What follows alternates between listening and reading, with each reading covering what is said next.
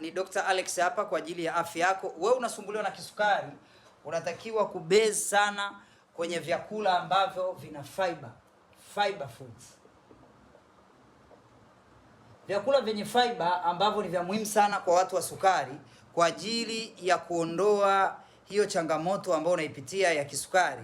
Unatakiwa kubase sana na vyakula hivi ambavyo viko full fiber, ikiwemo vyakula hivi vitakusaidia kuweza kupunguza sukari yako kwenye damu kwa sababu vinafyonza sukari.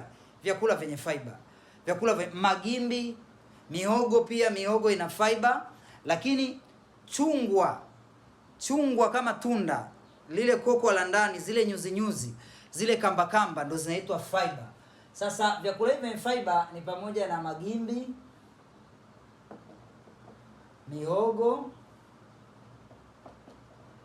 mihogo, lakini pia kamba za chungwa, zile chungwa,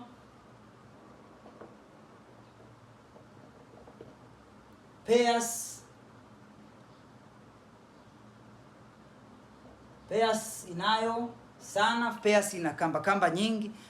Mtu mwenye kisukari, wewe ambao unasumbuliwa na diabetes, una diabetes mellitus, sukari nyingi kwenye damu, penda sana kula vitu vyenye nyuzi, kamba, zile zinafyonza na kupunguza level ya sukari. Hivi vyakula ambavyo vinapunguza level ya sukari yako kwenye damu ni vya muhimu sana wewe ukavijali na kuvifuata. Kama unasumbuliwa na kisukari kwa muda mrefu na unataka kupona, unataka matibabu ya moja kwa moja, nitafute kwa namba iliyoko hapo juu kwenye bio. Tuna program ya siku 120 za kutibu.